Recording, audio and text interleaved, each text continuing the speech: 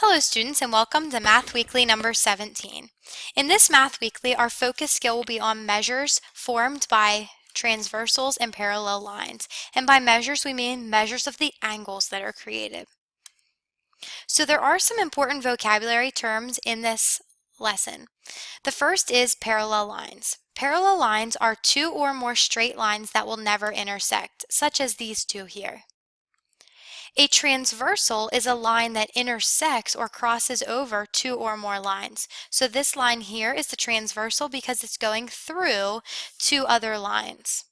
When parallel lines are cut by a transversal, 8 different angles will be formed. 1, 2, 3, 4, 5, 6, 7, 8. And those 8 angles are usually labeled with numbers like angle 1, angle 2, angle 3, angle 4, and so on.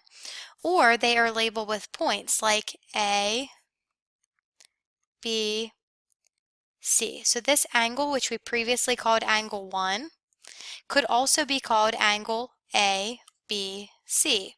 It could also be called angle CBA, but notice B is always in the center because B is the vertex of that angle.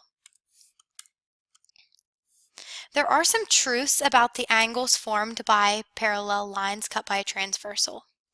All angles formed by parallel lines cut by a transversal will either be congruent, meaning they're the same measurement, or supplementary, meaning they add to 180 degrees or make a straight line. So this is an example of parallel lines cut by a transversal, just like we saw in the last slide.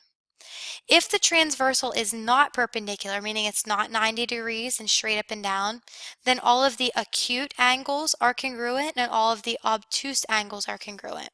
So for example, this is an acute angle, so is this one, and so is this one. All 4 of these will have exactly the same measurement. These obtuse angles will all be the same measure as well. So if this one is 50 degrees, then all the other acute angles are 50 degrees.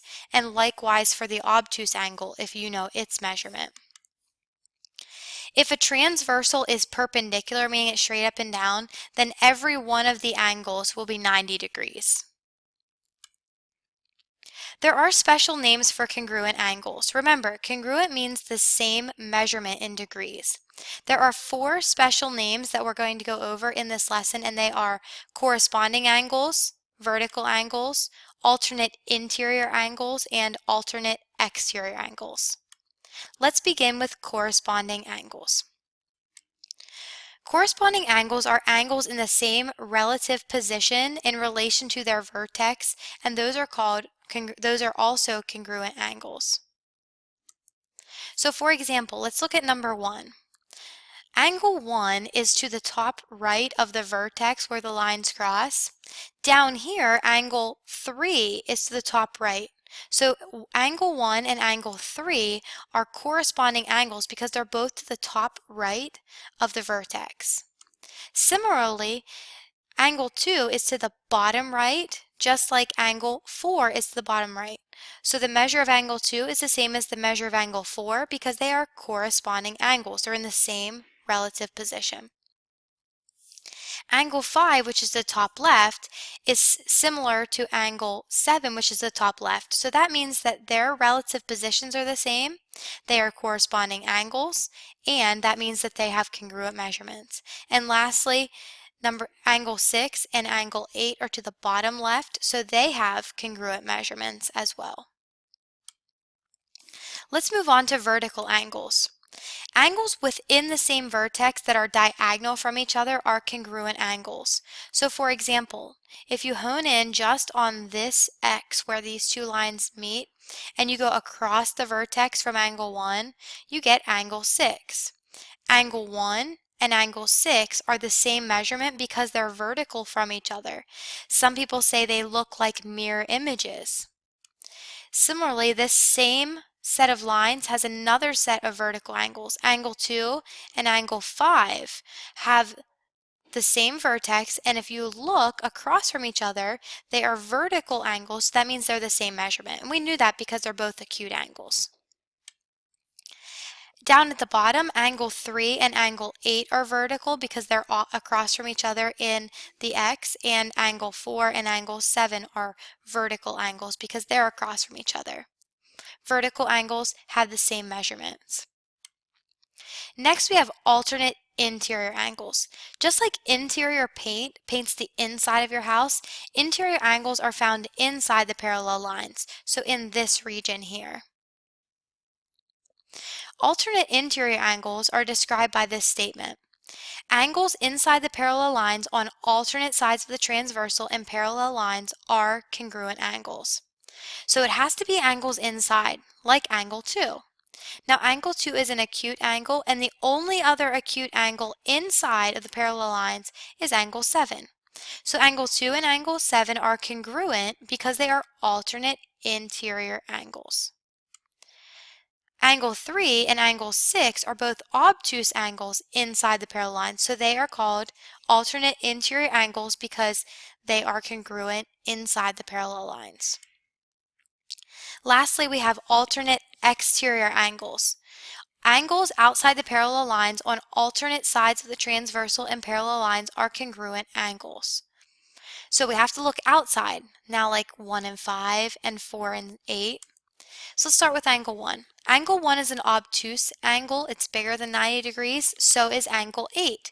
So 1 and 8 are alternate exterior angles with equal measurements. Angle 4 is acute outside of the parallel lines, just like 5 is acute and outside the parallel lines. So angle 4 and angle 5 are called alternate exterior angles. So there's one special name for supplementary angles. Remember, supplementary means they add to 180 degrees and form a straight line. The special type of supplementary is called same side interior angles.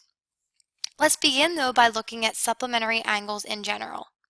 There are 16 different ways to form supplementary angles.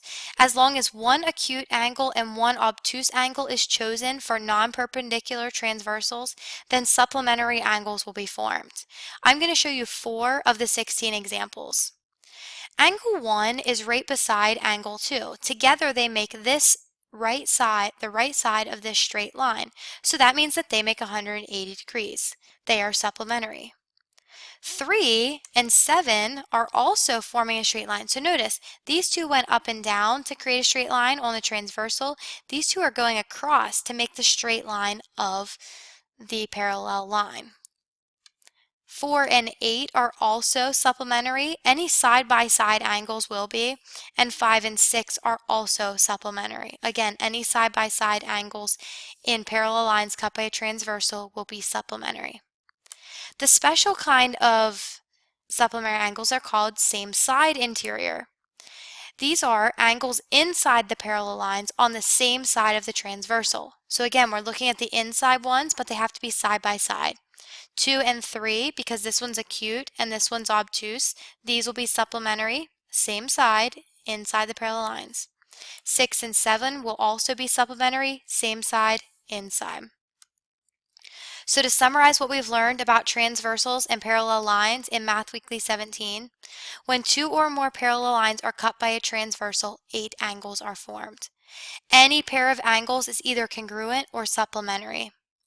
Corresponding angles, vertical angles, alternate interior angles, and alternate exterior angles are all examples of types of congruent angles. And last, same side interior angles are a special type of supplementary angle.